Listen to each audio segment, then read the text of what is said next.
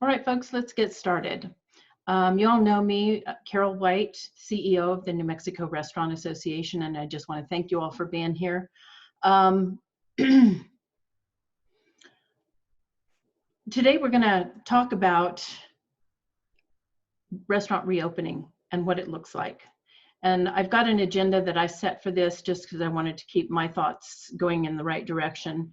And the first thing I want to do is review what we sent out today. Of course, you're here, so you got this information about this is the framework for the future, just so you know that in that same email, we have kind of a request for state remedies, and I'll talk to you about what I would like for you to do with this, and then a restaurant reopening plan.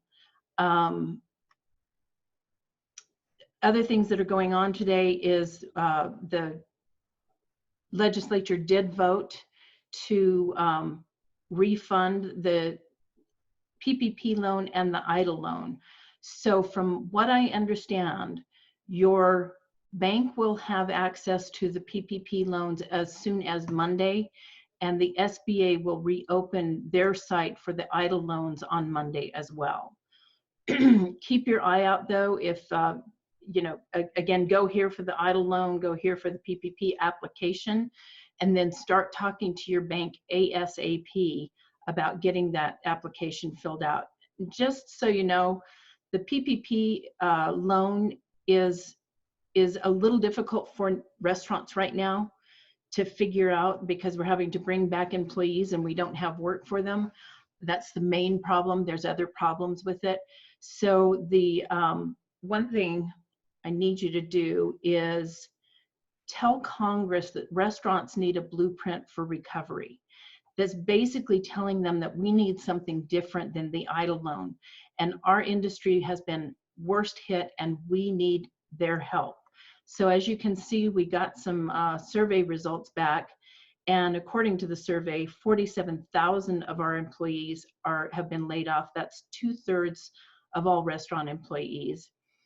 40% of restaurants have closed temporarily. 48% anticipate closing during the next 30 days. 3% of restaurants have closed permanently, and 3% say they will have to close permanently if the stay-at-home order lasts through May. So restaurants also reported a 61% decline in sales, and obviously some of you have no sales, but others have more, and not very many have more. So we've lost in this state 230 million in sales. And I just want to say that this is a sample of 40 restaurants. So the NRA said that it was as close to their national survey where they had 6,500 restaurants answer that they were comfortable with the numbers. But I think these numbers are bigger. I think there's more than 3% of restaurants that have closed already. And certainly by the end of this, there's going to be many more that have closed. So beyond that, again, tell Congress restaurants need a blueprint for recovery. Again, this is one of those simple message things. You just go in, you fill out your address, and it sends a letter to Congress. And they need to hear from us right now that we need more than the PPP loan. There's a survey done by the New Mexico Tourism Department that we'd like to get enough folks in this that they feel like they have a good sample. So please fill out this survey. It's going to matter in the end what kind of relief we get from the state. So, and we'll talk about state relief as well. As you guys know, we have a coronavirus page, and it's got a little bit of everything on it. So I just wanted to show you that. Here's what we're going to talk about today.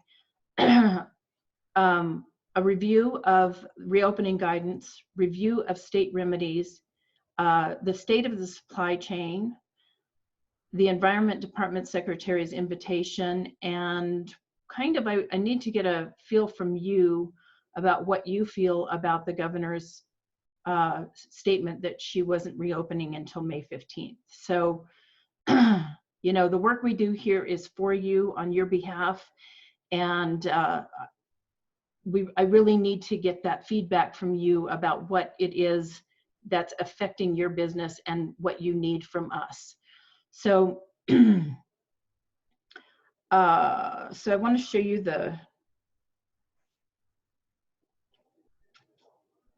I had these all ready to go. Here we go. So we've already developed some things for, and this is really to share with the Environment Department, because they are going to be the ones who come up with the final piece of what we do, but we wanted something that was going to be ready for you to share with your employees and your customers. So we're putting together a toolkit that will include a poster that you can put on your front door that says, "We are open. Here's what you can expect of us, and here's what we expect of you, our customers." Same with your back door, something for the employees. You know, we will be testing you. We will be asking you to wear masks, and don't come in, you know, and then we'll be testing their symptoms, as in fevers. So just so you know, we're developing all of these things. Again, some of this may change because we do have Damn it! well, let me see. So we do have things that we've got to go back. So I developed these with our board of directors. And one of the things we said is we don't want a percentage of our restaurants open. What we want is something that everybody can see, including our customers and any enforcement agencies. So they can see a 6-foot distance. They can see if you're doing that. And then, so what we're asking for is a 6-foot distance, 6 persons in a party, or have an obvious protective barrier between booths or between tables. And one thing that I had an email earlier today, and I just wanted to show you guys this. This gentleman is joining the Restaurant Association, but he has some very nice looking plexiglass barriers and things that you can use in your restaurant. So if you want access to that, please don't hesitate to let me know. I don't know where else those things are coming in. I know I saw something with fast signs. I just want to make sure you guys are ready for reopening. And one thing about these barriers is it's possible that if the Environment Department allows us to do this with the barriers, that you will be able to fit more people in your restaurant. So keep that in mind. Don't run out and buy anything just yet, because I don't know if this is going to be a possibility. So just keep in touch with us, and if you think that's something you want to do because you want to have more people than the 6-foot distance will allow you, then keep it in mind. But again, until we know something from our the Environment Department, we really can't start this again. So one thing is, you know, we want to say our dining rooms are ready, our employees are ready. We're taking temperatures at our back door. We're asking them to wear face masks. We're going over our sanitation processes with them, and we want them to wash their hands. And one thing somebody said is that in a restaurant that, and maybe it wasn't a restaurant, no, it was a doctor's office they were going into. They wouldn't let you into the doctor's office until they had taken your temperature, number one. And then number two, as soon as you got in, you had to wash your hands or use sanitizer. So not saying that that's what you're going to have to do, but we're saying that maybe these are some of the things that could happen. And I know we're having a hard time getting sanitizer. We'll talk a little bit about that, and thermometers as well. Our kitchens are ready. You know, our kitchens have always been ready. We're very good about food safety and sanitation. We're well trained in that.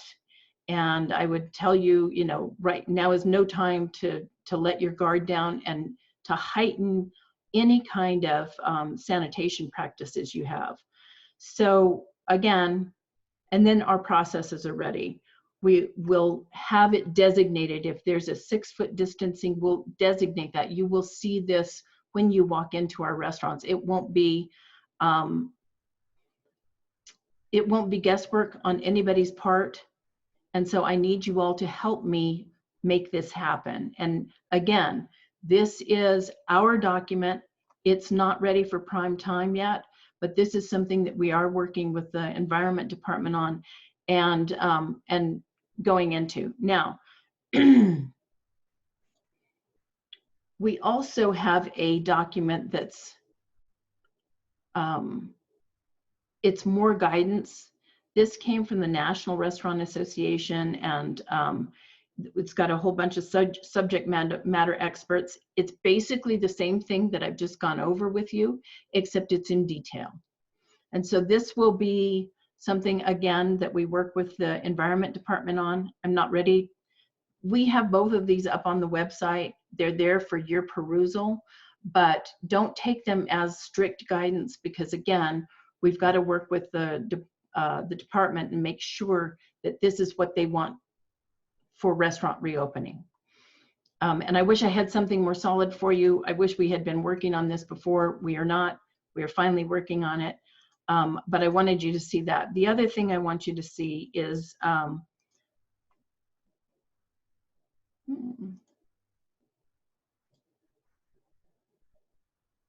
nope.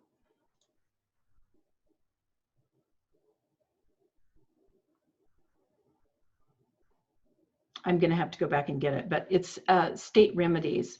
And I hate to show you guys the insides of my computer. It's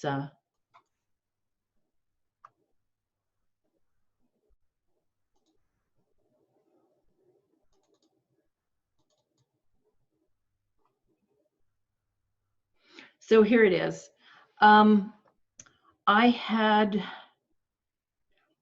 I got this ready this weekend when the Secretary of Tourism called me on Saturday and said, I need something for the governor on remedies, you know, what could the state do for restaurants? So I sent this to her, and I would love to get your input on it. I'd love to know if there's more or less. Obviously there's less, but part of what I want to do with this document is get it out to state legislators.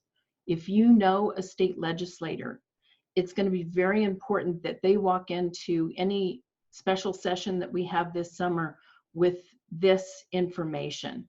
So I'll go over it with you. I did put in here because I do want legislators to understand where we're coming from. So all of those statistics I went over with you in the beginning are right here. Restaurants need help if we're going to recover. A couple of the things that they can do: set up a restaurant tourism tax credit. Just duplicate the film tax credit. You know, they've been paying filmmakers to come into New Mexico for years now. They've been paying Hollywood to come make movies here. And maybe they could give us the same kind of tax credit in restaurants that are here all the time. Of course, we've been asking for her to allow off-premise sales of alcohol. We haven't got that done because the governor doesn't believe she has the ability to do that. So we need to ask legislators, because here's the thing, is that whether we go back to full dining or not, we're all going to be doing takeout on some level, I believe, and allowing off-premise alcohol sales for restaurants. Now, this is not, we don't want liquor stores necessarily to be able to sell liquor. This is, if you buy a meal from a restaurant, you should be able to get a bottle of wine if that's what you want. You should be able to get something brought to you. So, you know, we don't want a full-on liquor delivery necessarily, but we want restaurants to have this ability. If we're going to get back to where we were before, we're going to need some capabilities that we didn't have prior to this. We need restaurant restart grants, and that is part of what the National Restaurant Association is talking about, is these restaurant restart grants. That would be a federal level thing, but again, and the governor was asking, and so I put this in there. We would like them to freeze unemployment insurance rates. And I think they have ways to do that by taking some of the government relief money and putting it in the unemployment fund. Access the state's rainy day fund. There's a whole capital outlay fund out there that has not been accessed that should be accessed to get these businesses back up and going. Suspending gross receipts tax for restaurants until December 31st would be brilliant. We could use that. I don't think they're going to do that, honestly, because oil and gas is in the dumps right now. I think we're not going to be looking at being able to suspend gross receipts tax, but it's suspended on groceries, and so there's no reason that it shouldn't be suspended on restaurants as well. And forgiving all license fees and non-essential regulatory changes. This is critical. You know, alcohol and beverage control fees, health permit fees, business license fees, those are some of the things that these departments can do to give us a little bit of help. And again, this isn't much. You know, in some cases it's not a lot, but in some cases it's enough to give somebody, you know, a paycheck this week. Support state and federal efforts as it relates to business interruption insurance. Now there's some stuff going on at the federal government that we don't think we're going to be able to manage a class action, because the insurance companies were pretty smart when they put these business interruption insurances together.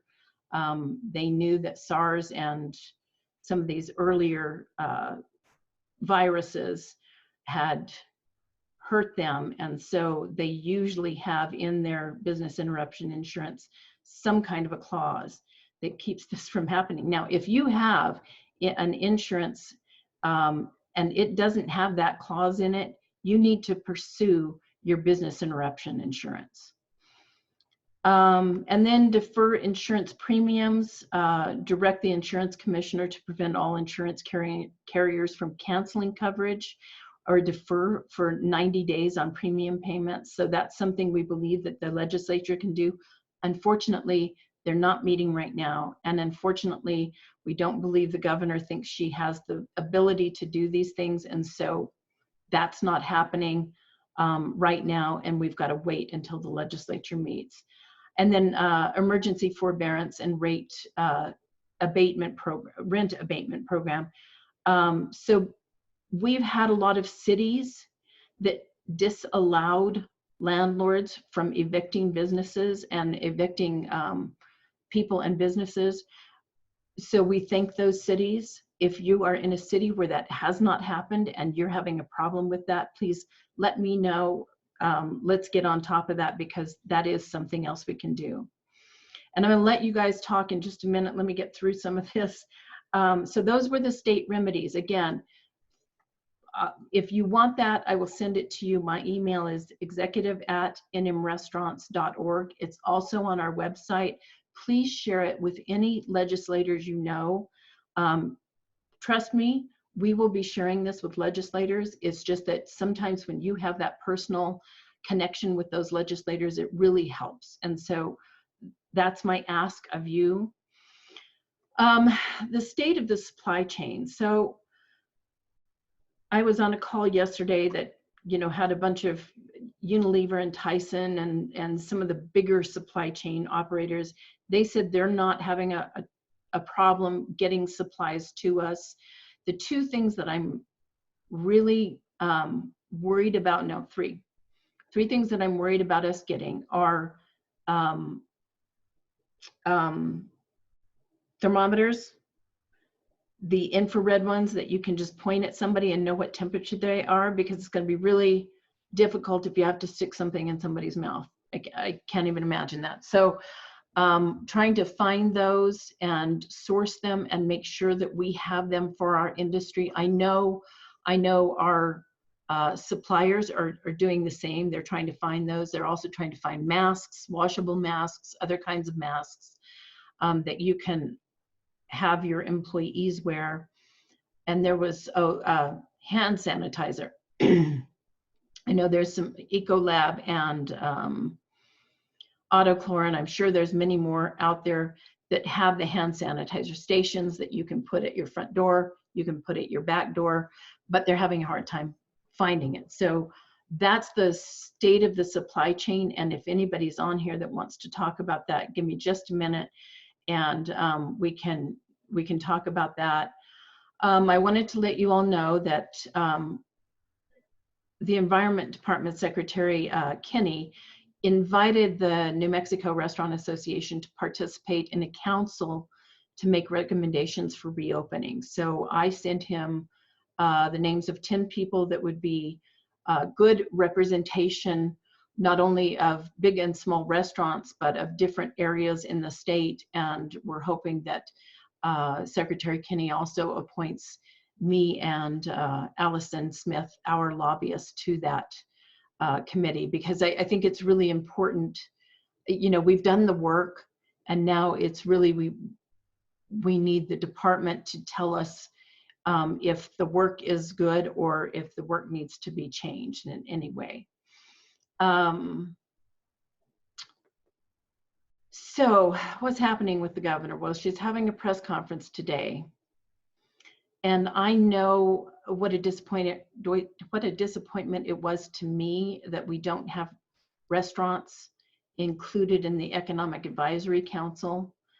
I want to hear from you what you think about that. I want to hear from you what you think about the May 15th opening. And honestly, you know, the New Mexico Restaurant Association, we have been controversial in the past. I mean, we are controversial when it comes to minimum wage. We are controversial when it comes to sick leave. And we have not been controversial about this. We have taken a stance to support the governor. It was very disappointing when all of the states around us are opening up May 1st and she's decided to stay closed through May 15th, at least to me. I need to hear from you, and I need to kind of understand from you what you think we should be doing on your behalf. I really don't think she's going to change that May 15th opening date, especially for restaurants. But are there things that you think we should be doing in order to be represented? I've got some ideas, but I really need to hear from you. So what I'm going to do is I'm going to answer some of these questions. And where can we find this document? All of those documents can be found on our website. Let me point them out to you. Responsible reopening and state remedies for reopening are right here on our website. And this is the COVID page. I clicked in here. This is the COVID page. Scroll down, and they're under reopening plans. Let me see. Yeah, and then the door posters are being finalized. But again, until we know from the Environment Department if this is what they're thinking, we won't release those posters, the front door and the back door poster, until we know for sure that that is the guidance from the State Department.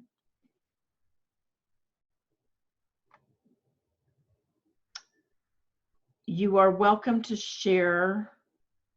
You're welcome to share anything. So the question is, can we share the things that we're talking about? You're welcome to share anything, but please, if you're sharing it with another restaurant, make sure that they know that this is not the final piece, because then they'll have something up in their restaurants that is not correct. What about no gloves, no shirts, no shoes, no shirt, no entry, meaning no mask, no entry? Okay. And I don't know if this relates to customers or not. So I think in relation to your employees, you can request that they do this. We are not requesting this of our customers, because if you think about it, it's pretty hard to eat with a mask on. But I think every single one of your employees should be wearing a mask, and anybody that has, well, you know what to do with gloves in the back of the house. Any ready-to-eat food you have to be wearing gloves. In the front of the house, I think you need to be wearing gloves. And it's not because it's more sanitary than anything. All of us know washing your hands is the best thing you can do. But the optics of it for your customers is they don't know that. And there is no way that we can, in the next 15 days, train the entire country that hand washing is better than gloves. Wish we could, but we can't. So have your people wear gloves and make sure that they're not touching their face. Of course, they're going to be wearing masks, so that is going to help. And if that didn't answer your question, please, we're going to open this up. We do have 75 people on, so I'm going to ask you to unmute yourself after I get done with these, and then just one at a time, if you would. Yes, so we did talk, and maybe Allison, I should have you talk about this, but she did talk to the secretary this morning, and he said that we will not, they honestly, they can't do inspections for every restaurant that's reopening. And that was our fear, if your restaurant is closed and you reopen, then you should have to have a reinspection. But I believe he agreed that that wasn't going to be necessary. Go ahead, Allison. Let me jump in on that. Yeah. Basically, what he said was that the fees for restaurant re-inspections, if your closure was due to COVID, those fees would be waived. As far as actual inspections, since there probably are more restaurants that have closed than they have inspectors for, we will more than likely, and this isn't a for sure, I think this is something that's going to be coming out of the work that we're going to be doing that with the secretary, and that the other council is going to be doing with the governor as well. And that'll be to come up with whatever protocols and what do we need to do before you can open up. And so it will more than likely be, much more relaxed than if you have a normal shutdown, but we don't know what that's going to look like as of yet. But I do know that the fees for those inspections, or for any reopening inspections that are COVID related, are going to be waived. I hope that answers the question.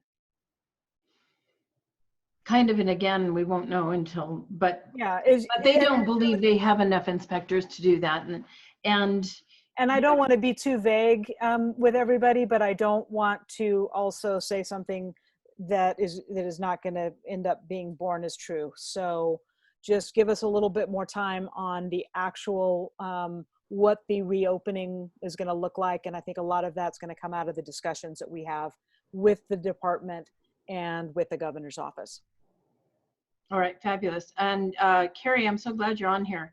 And I just lost your thing. Carrie, if you're here, would you mind unmuting yourself and talking to us about the council? Sorry, I'm on under Blaine here. I'm on his computer, but I am on. I'm sorry people are disappointed. I have owned 4 restaurants. I oversee currently 5, 4 of which are actually all 5 are under my liquor licenses and bars.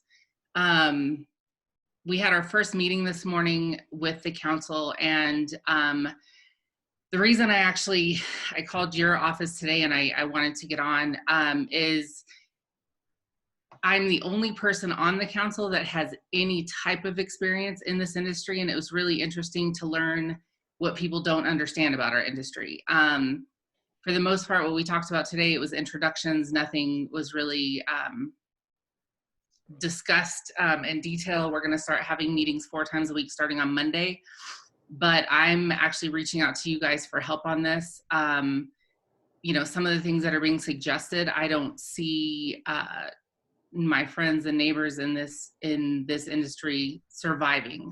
So I'm hoping to go to the meeting on Monday with a lot of factual information as far as what restaurants can survive doing and not survive doing, honestly.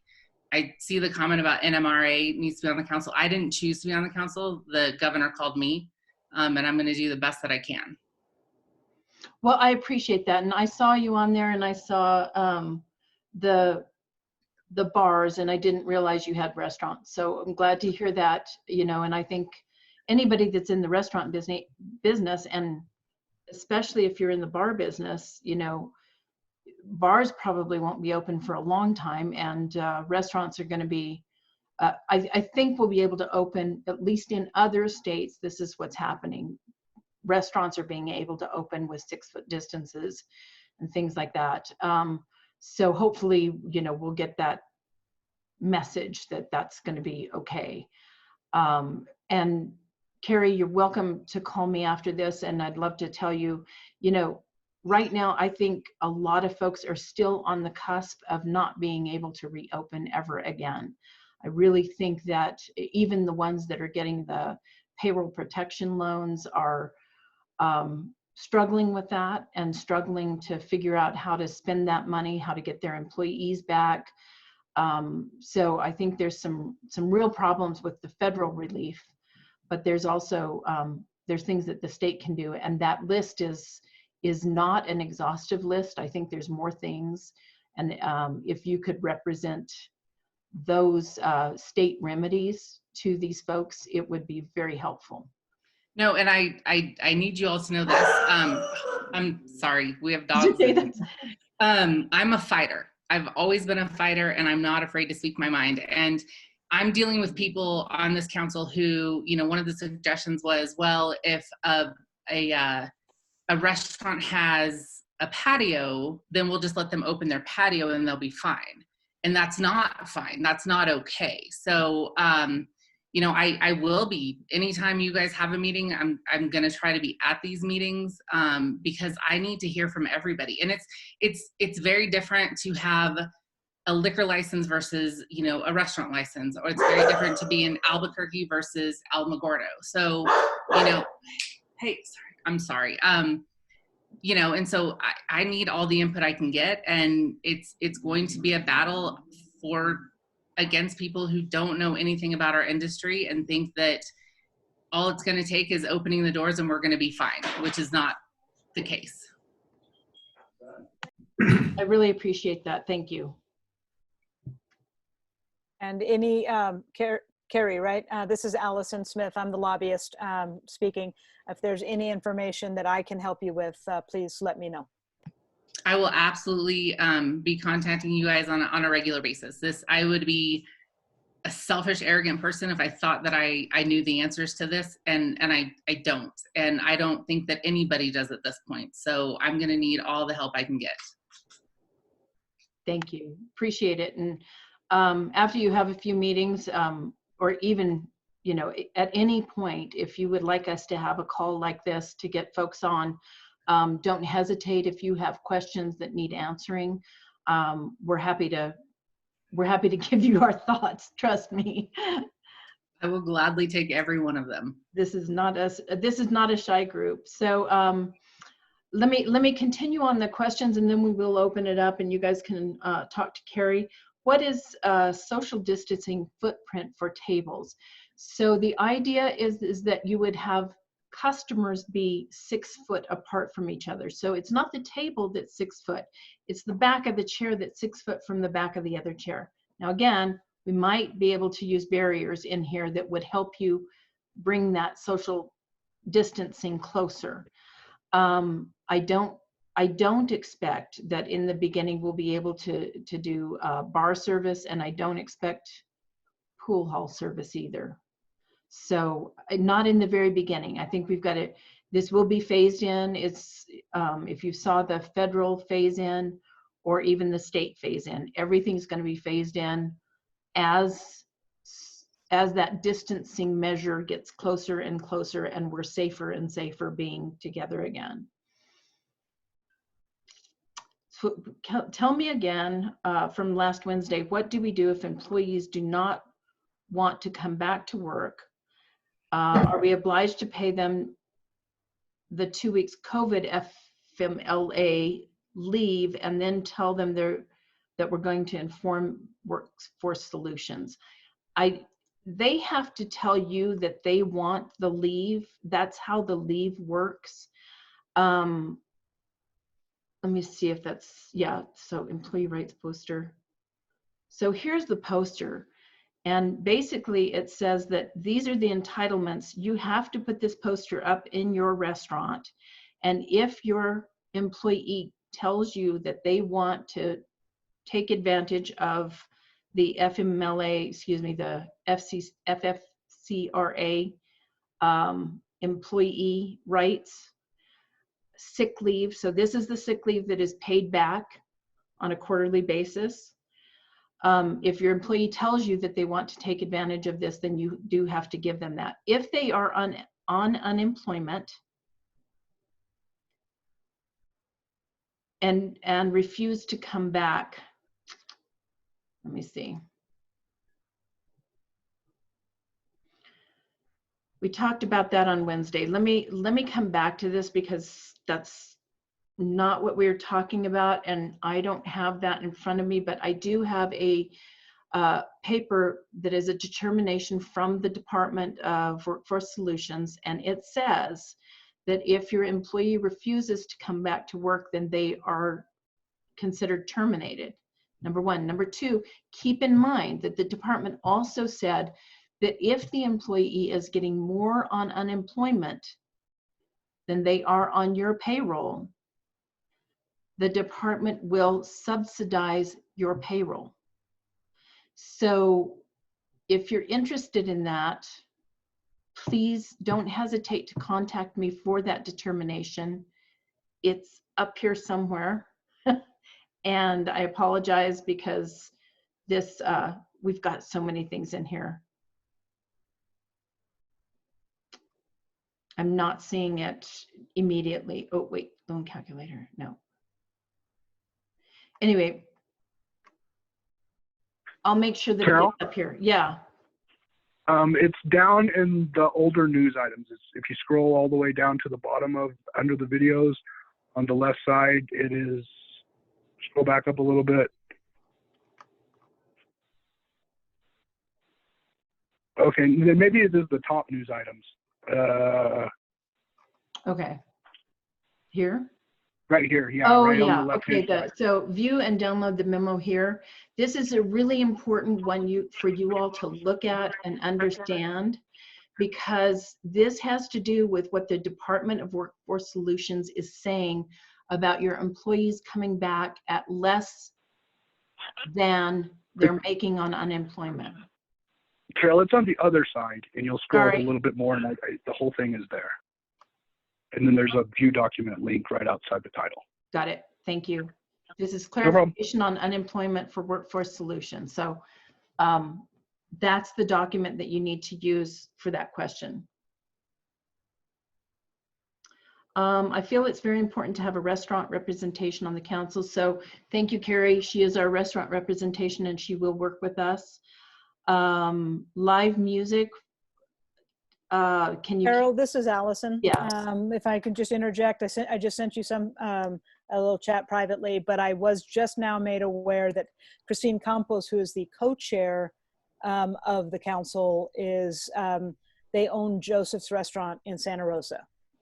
Oh, nice. Okay.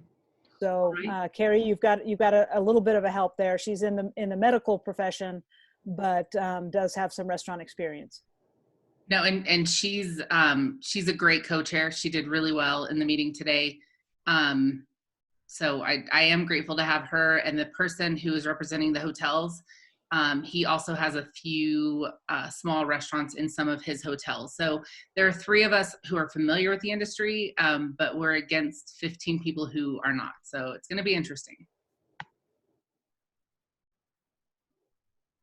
So Patrick has a question about disposable menus. We are not necessarily saying that we're suggesting disposable menus. You've got to figure out a way that people are not touching the menu and then they're handing it back to a hostess. She's touching it. Then they're giving it to another table. They're touching it. That kind of, we got to figure this out. It's got to be a sandwich board. It's got to be a board that you can read. It's got to be a paper menu. It's got to be something. Now, one of the things that was mentioned on the supply chain call I was on yesterday is that they are having some problems getting different kinds of meat. And so it may be that you need to shorten your menu a little bit anyway because of the supply chain. And I know it's a huge expense to have disposable menus, but I also know that we've got to figure out a way, and we can because we're creative in this industry, where we're not doubly touching things. We just got to figure it out, and we will. And I think it's going to be, everybody figures that out in some way.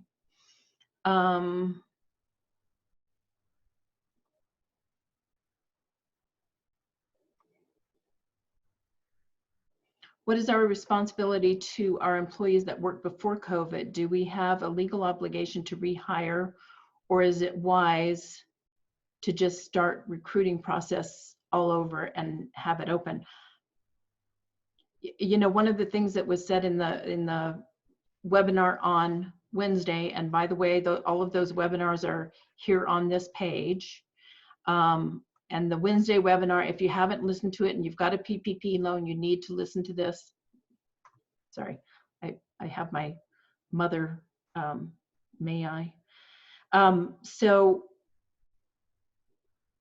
your legal obligation is you don't have to rehire those people. Especially if you don't, if they weren't good in the first place, you don't have to rehire them. But you're probably going to want to rehire some of the folks that you had before because they're well trained. You don't have to train them, get them up and going again. It's up to you. But you can, even on the PPP loan, you can hire people that were not on your payroll before.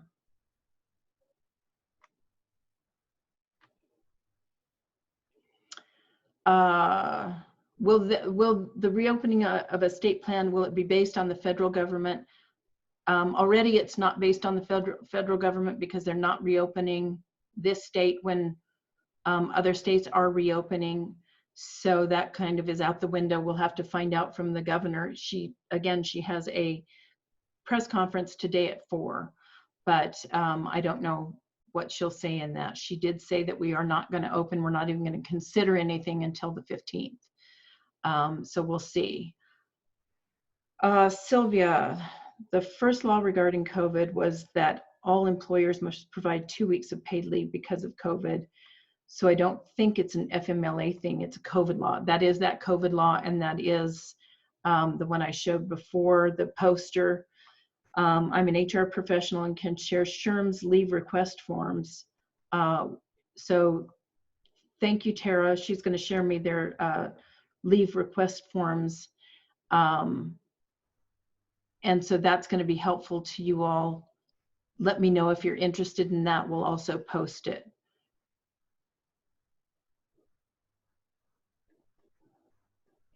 I'm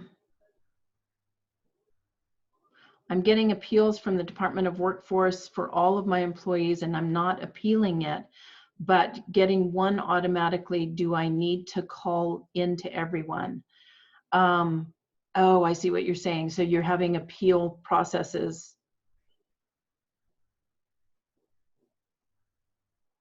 I don't know about the appeal process with the Workforce Solutions. So if anybody on here knows about this, she says, I have some employees who've gotten an appeal, but they say they are already getting benefits and some not because of the appeal, which I didn't ask for. So she didn't ask for the appeal, but they're not getting benefits because of the appeal. If anybody knows about this, please chime in. I do not know anything about the appeal issue with the Workforce Solutions. And it could be, now I had asked the Workforce Solutions secretary to come on and talk with us. It looks like we have enough questions that it might be a good thing to have him come on next week. So I may try to have him on Wednesday. At the time, he was dealing with a lot of other issues. And so maybe it's time to have him on and he can answer some of these questions.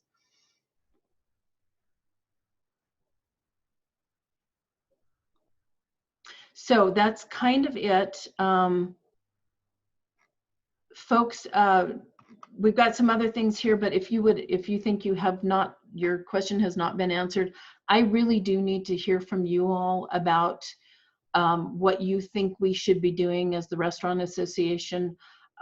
It's nice to hear that we have representation on this council, but the other thing is that we can help those representatives sometimes by putting out press releases and things that will help them get help for our industry. A lot of industries, and I was noticing on that, the council, you know, they've got somebody from construction industries. Well, construction industries has not stopped. Now, bear in mind that because our employees are not working and because of other things, the dominoes are going to fall, and eventually 2 years from now there's not going to be any houses built because of the fallout from what's happening right now.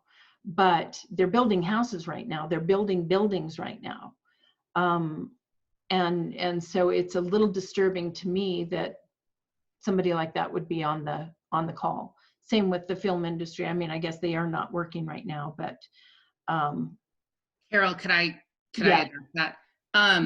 So the irony of it, the film industry seemed to have the restaurant industry's back, if that makes sense today. It was, he was very quick to say that, you know, we need to not settle for less than at a minimum where we were before for restaurants and his industry.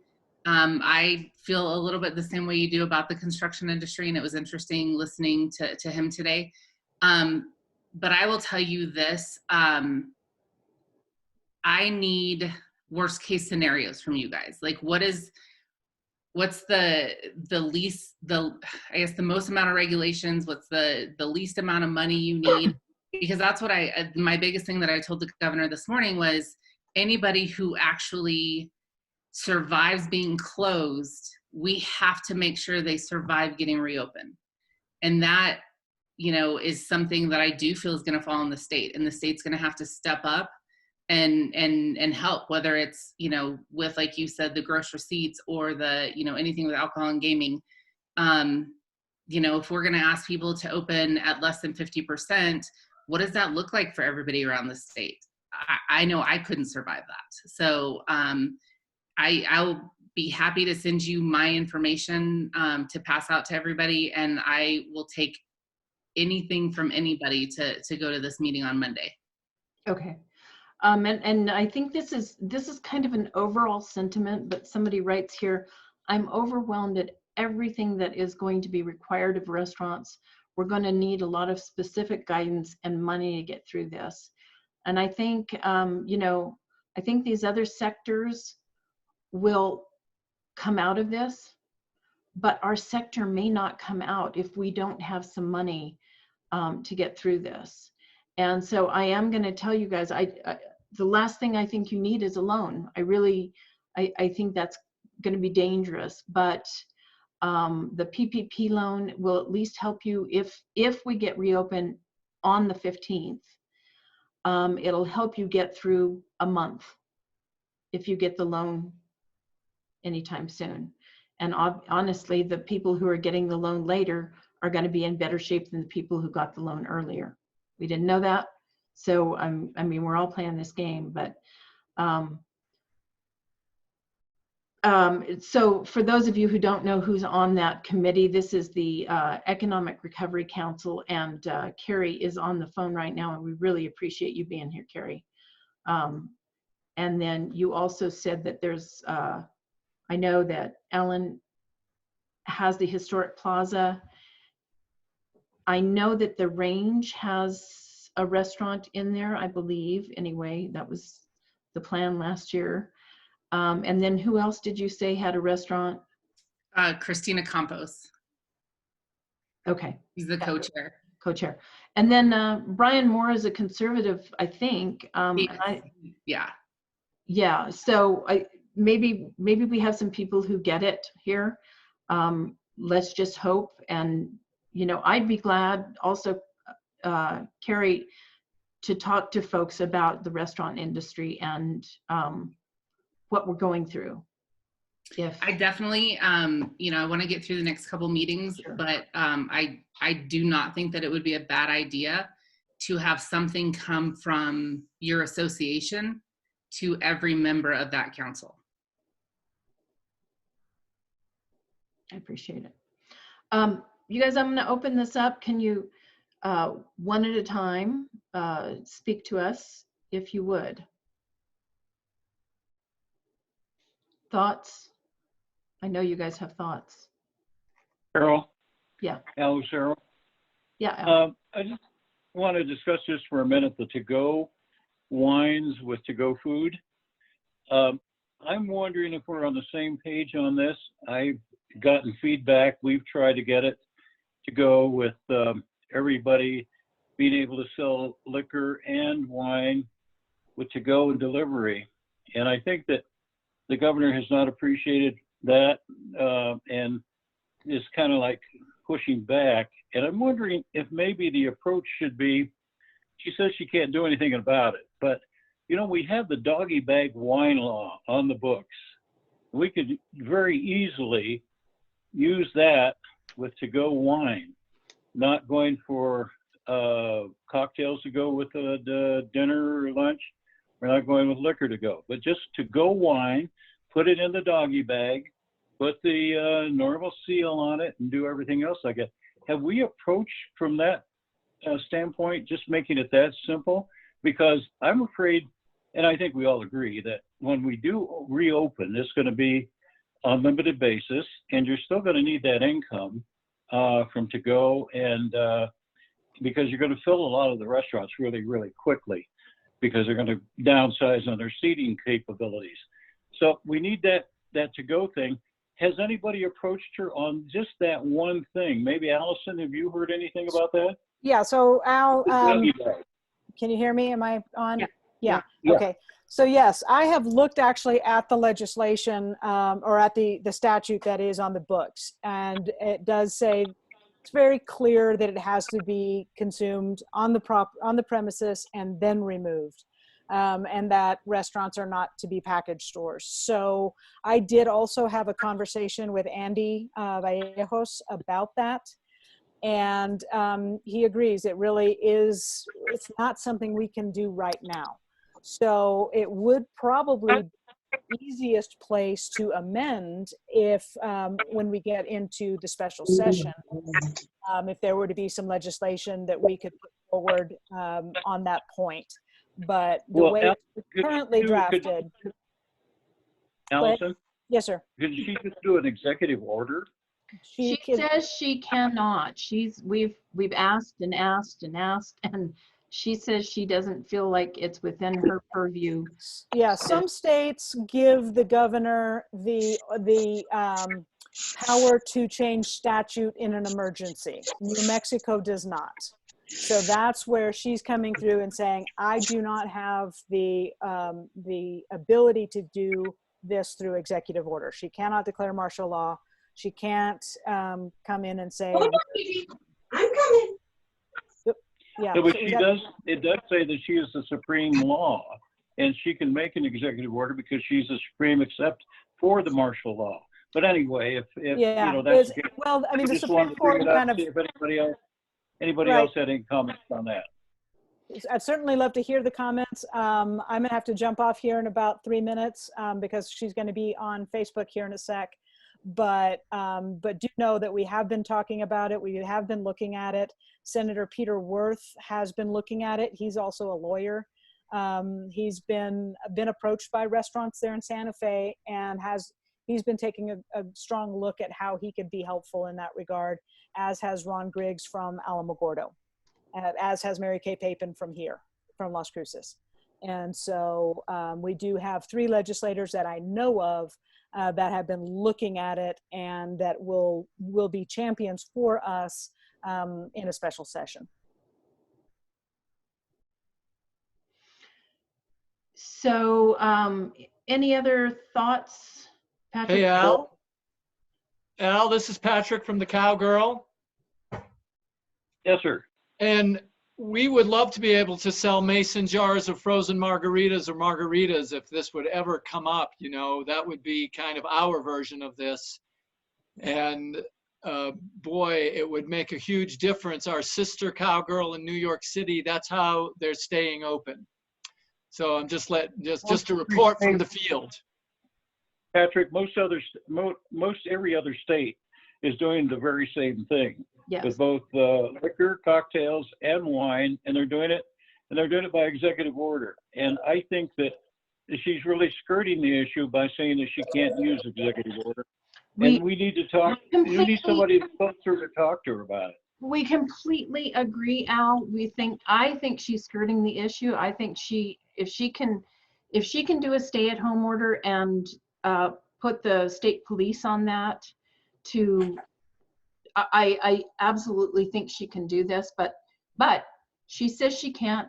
She dug her heels in the sand here. We're not making friends by pushing it any further. I wish we had a friend there, but it's just we don't have one there right now, at least in this. Well, just so you know, that is part of my agenda that I'm going to push, because especially if we're being pushed and it's going to be 25%, I do feel that being on this council, I do have a unique ear, and that is something that I think needs to be pushed for this industry to survive. Especially Carol, this is Tom. Yeah, Tom. You know, Carrie, this is Tom Hutchinson. I have a couple places so far. I have a couple places down here in southern New Mexico, and I sit on the board of directors. I'm really delighted to meet with you and just in a few minutes understand your enthusiasm for representing us. We were a little nervous about how our industry would be represented on this council, so I'm a little more confident, and I want to thank you for that. Carol, I would also like to suggest we offer to Carrie, if she feels it would be valuable, to have a conference call before she meets again on Monday with her council, with a few of your executive committee members, yourself, Allison, whatever you feel appropriate, to really cover some of the primary issues that we've been wrestling with the last few weeks, so that she's armed as much as possible going into her next meetings.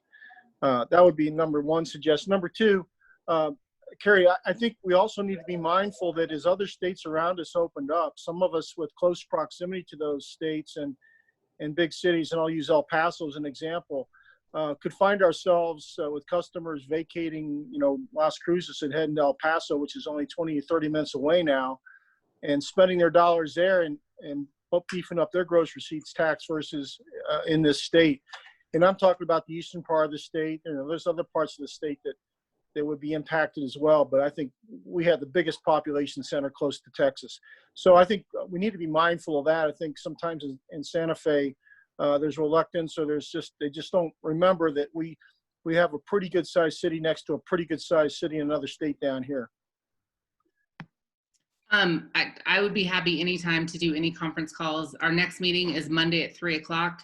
I'll tell you, so far what I'm preparing for is, and it kind of makes me laugh that I'm doing this, but I'm going to have a worksheet of a restaurant profit and loss statement, because I truly believe that some of the people on our council do not understand the fixed costs that we have, that when they ask us, to open at 25% or to put all these new things in place, that our fixed costs are not going to change, and that we need to survive this. And so, I'm trying to call some of the restaurants and bar owners that I know and talk about, I need instances and variables that other people don't understand, because I feel like I have to do a lot of education before we move forward on this council. And I'm sure that everybody else on the council thinks that they need to educate, for their industry as well. But I will take anything I can get from any of you to move forward on this. And I'm available Monday morning if you guys want to do a conference call before my 3 o'clock meeting. So Carrie, I'd love to do that. And I'm available, I think, almost all Monday. And so whenever works, maybe a 10 o'clock call. But here's what I want to show you, because we had a huge conversation with our board about the percentages.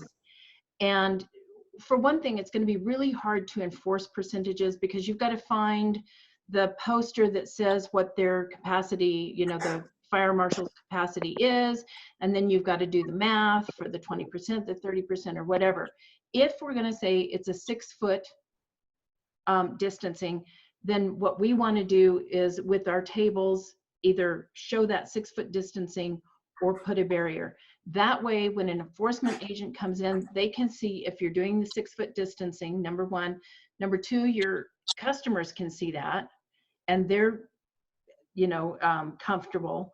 And your employees know that that 6-foot distancing is there. And if somebody's getting a little too close to another table, pushing their chair back or whatever they're doing, then, you can feel comfortable saying, excuse me, sir, but we've got to keep that distance, and I know we don't want to be the enforcement agents here. And I'm not suggesting that. What I'm suggesting is that it's that visual that's really important, is you can see somebody doing a 6-foot distancing. If I do a percentage, I'm now having to count how many people are in the restaurant. So we're with you on the percentages, and who knows what percentage gets each restaurant back to a good bottom line, right? Because some of them with 20% in their restaurant can do that. Some of them with 80% can't do that.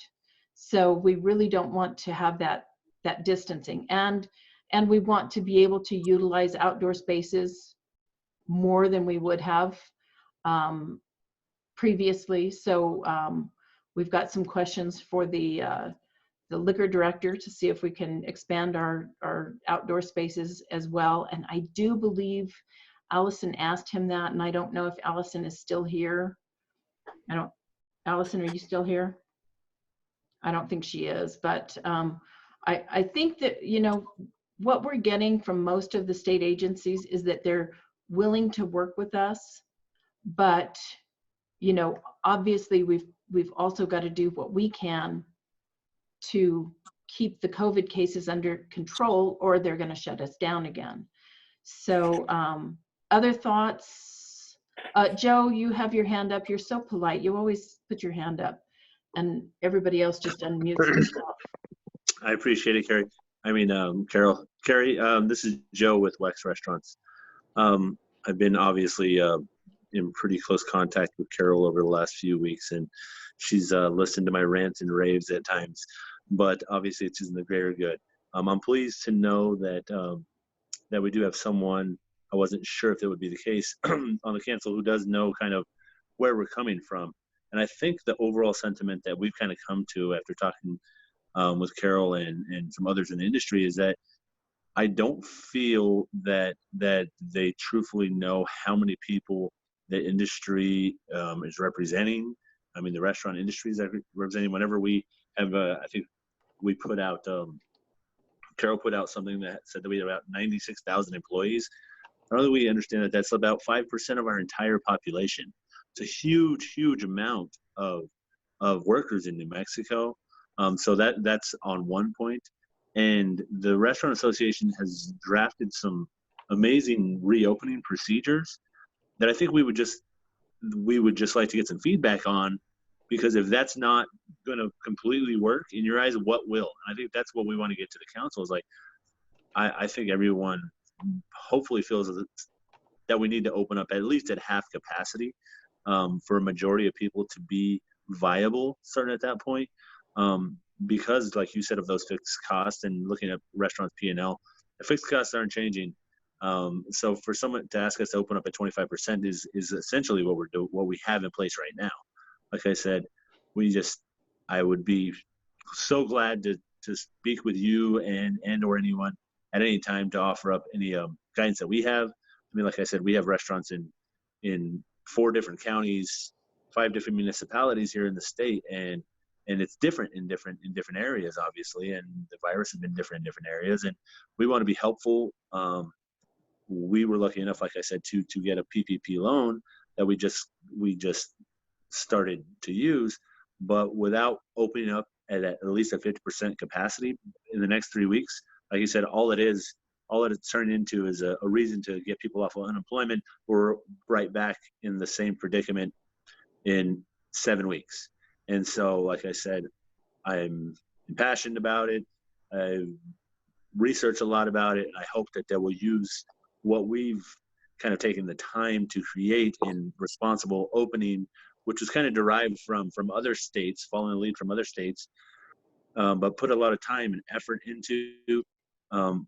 If it's not right, we want to know what it is, because we want to be responsible, and that's part of, I think, the sentiment that we want to project to everyone is we're trying to feed people, get people back in to work. I mean, we buy 50% of the groceries in the state, and even the grocery stores are overwhelmed, and shelves are bare. And so we're trying to pick up our part of the load as well. And so, sorry, I'll stop ranting, but I guess the overall, what I'm trying to say is that I'm thankful, I'm appreciative, and I'd love to spend a little bit of time with you, whether on that call or just on a personal call, because I think I have some ideas and some hopes for the future, and maybe some good points to raise for our industry. Because like I said, I think we are misrepresented in general with this council. I'm going to post my personal email, my personal cell phone on here. Joe, everything you said, I agree with. Even with regards to the PPP loan, there's people who have received it, and it would be a bad business decision for them to spend it yet, and right. So there's going to be a lot of education that needs to happen. And everyone I've talked to so far has told me that if it's under 50%, then they cannot open. And so, as much ammo as I can go to the meetings next week with, I will gladly take. And, please email me any ideas or suggestions, or call or text me. Absolutely. So I appreciate it. Listen to everybody. Well, thank you so much, Carol. I appreciate it, and hopefully we get that, Carol. Carol, this is Tom. One quick comment, if you don't mind. And thanks, Joe. I appreciate everything you just said and concur. But to Carol's original question to all of us regarding the timing of opening and the extension to May 15th, I think I could probably speak for the majority of us on the line that we were obviously discouraged that it pushed past May 1st. At the same time, we want to be mindful that the number of cases that are occurring throughout the state are kept at bay and starting to decline. I think you can build a case. I know you can build a case for some counties in the state to open tomorrow. Sierra County to our north has 0 cases, 12,000 people. It's a little ghost town, but they could open in some capacity easy, not just restaurants, but other retail. But my point is, and I know I'm speaking for a lot of the folks down here in southern New Mexico, I think May 15th, assuming cases start to diminish and the curve starts to diminish and go on the other side, I'd be hell bent on supporting anything past May 15th. I think May 15th, we ought to really, I'm starting to gear up and think about what we need to look like when we open on May 15th. I know it'll be in a limited capacity, and by the way, Carrie, 50%, which you've alluded to, is just a slow bleed for us. It's not happiness.